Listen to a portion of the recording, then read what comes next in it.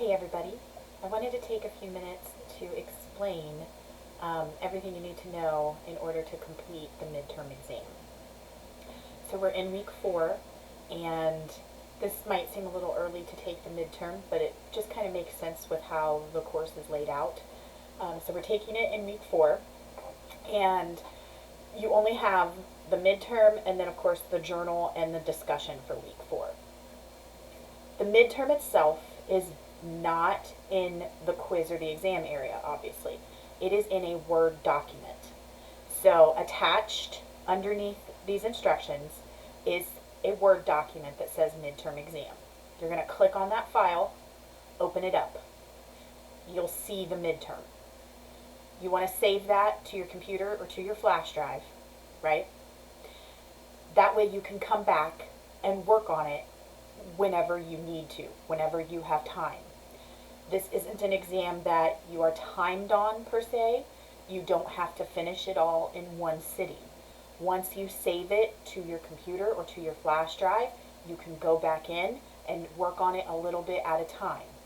Obviously, make sure you're saving your progress anytime you go in and mark your answers. That way you don't lose those answers. But you can, just continue to work on it a little bit at a time, save it, close it out, come back later, answer some more, save it, close it out.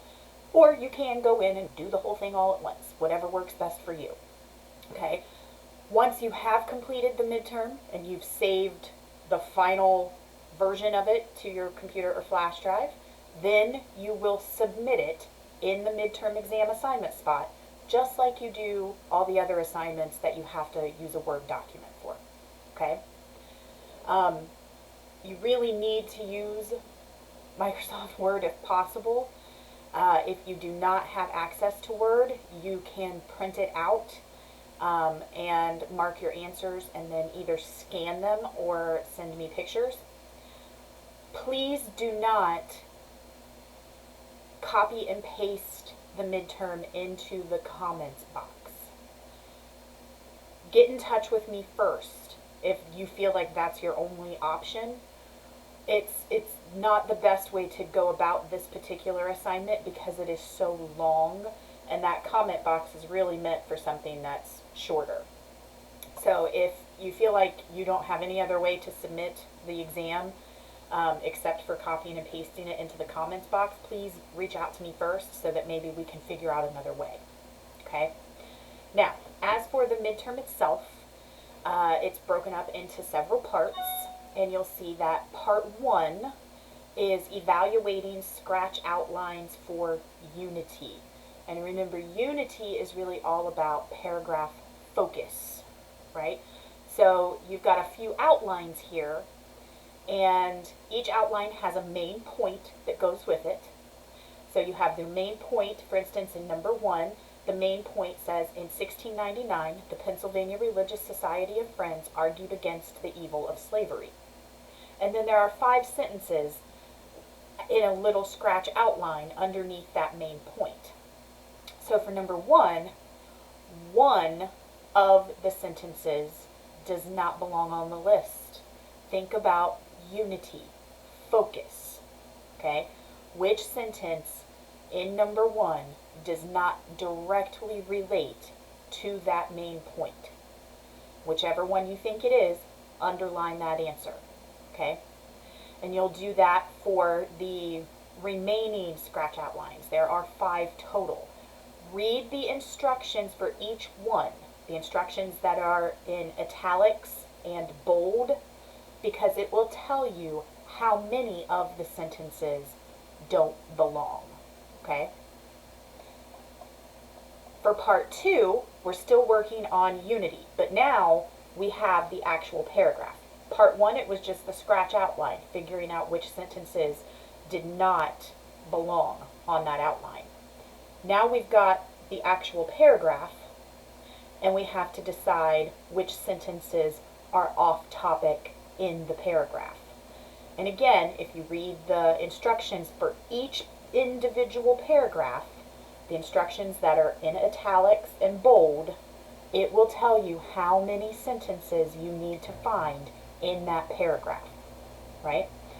Any of the sentences that you think are off topic, that throw the paragraph out of focus, underline those sentences. And again, pay attention to the italics so you know how many you're supposed to find. Okay, and there are 5 in that section, 5 paragraphs. Part 3, now we're looking at paragraphs and evaluating them for support. So remember, that's the second step in a paragraph, is having specific and adequate support for your main ideas. So, for each paragraph, there will be 1, 2, or maybe even 3 ideas presented in the paragraph that need more supporting examples. The author makes a statement, presents an idea, and then doesn't give us any kind of explanation or examples to go with it. They just move right on to the next idea. So for each paragraph, again, the instructions for each individual paragraph that are in italics and bold will tell you how many ideas need more support in that paragraph, and then you try to find them. Underline your answers, okay? And there are 4 paragraphs for that section. Part 4 is revising a paragraph for coherence. Remember, coherence is making sure that all of the ideas in the paragraph are organized in a logical way, and that all the ideas are tied together with transitions and connecting words, and that everything flows from start to finish very smoothly, right? So what you're going to do for part 4 is there is a paragraph there called apartment hunting. It has a good topic sentence, and it has a good concluding sentence at the end, and it has great ideas all throughout the middle of the paragraph. The problem is that there's no coherence. It is not organized properly. So underneath the paragraph, you're going to see a little outline. You'll see the topic sentence has been provided for you. It's the same topic sentence that started off the paragraph. What you need to do now is figure out how the middle section should have been organized, because apartment hunting, it's explaining the process of how to look for an apartment, and it breaks it up into 3 steps.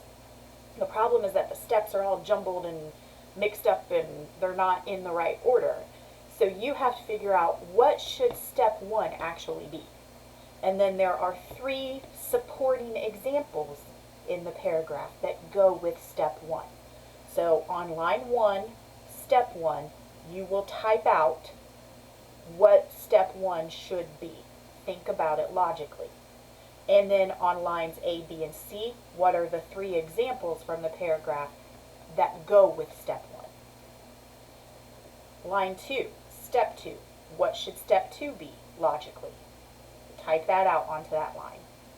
And then there are 3 supporting examples that go with step 2. You'll write those on lines A, B, and C for number 2.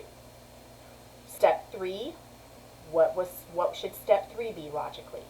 Write that on the line for step 3, and then there are 5 supporting examples that go with step 3. Write those on lines A, B, C, D, and E. And then the point sentence, the concluding sentence, is given to you as well. So you have the very beginning, you have the very end. It's your job to figure out how the middle part should have been organized. And again, think about the process logically, okay? They give a lot of great ideas, things that you should do when you're looking for an apartment. But you have to do this in a certain order or it doesn't make sense, okay? If you read the instructions in italics and bold up at the top, I give you a little more help in that area, okay?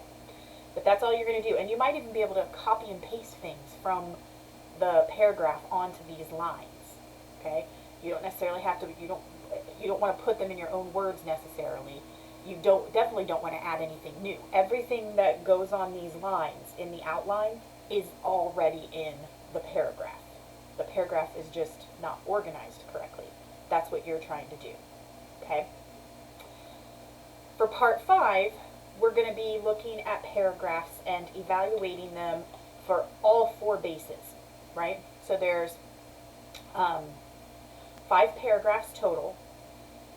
Each paragraph has 5 possible answers underneath it, and they're the same 5 possible answers for all 5 paragraphs. So, for example, number 1 in part 5, it says, read through the paragraph texting below. Then choose the answer option that you think best applies to this paragraph. Underline your answer. So then you'll read the paragraph that's titled texting. Think about everything that we know about paragraphs and what they're supposed to have. Does the paragraph go off topic? Right? Then that means the paragraph lacks unity. It does not stay on topic. If you think that's the problem with the paragraph, then you'll underline answer A. A paragraph also needs very specific and adequate support. So if you feel like the paragraph lacks support, then you'll underline answer B. If the paragraph lacks coherence, meaning it's not organized in a proper way, then you'll underline answer C. If the paragraph lacks sentence skills, meaning there's a lot of grammar and mechanics errors, sentence fragments, comma splices, run-on sentences, misspelled words, then you'll underline answer D.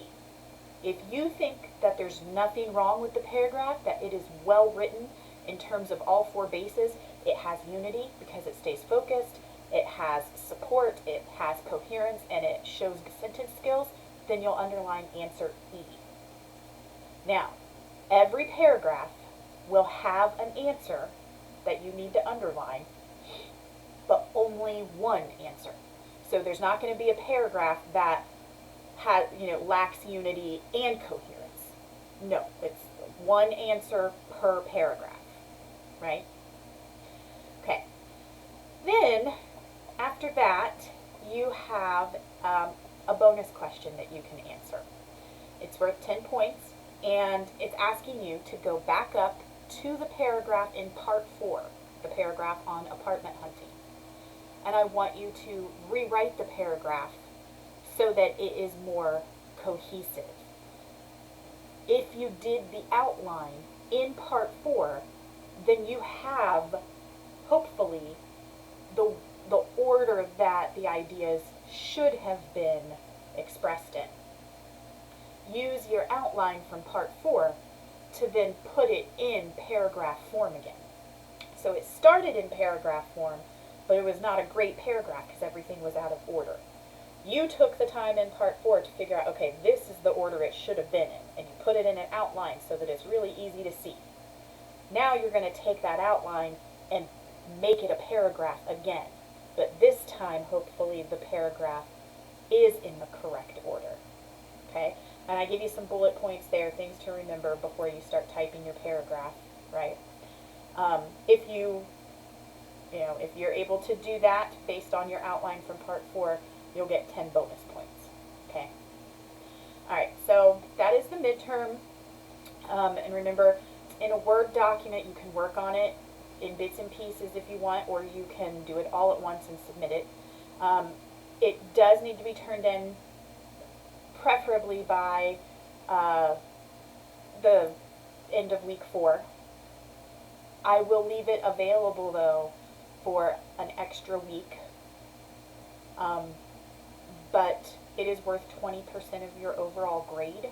So the sooner you get it submitted, the sooner you'll see how it affects your overall grade, because you will be given the opportunity to make corrections and increase your score on the midterm if you would like to do that, okay?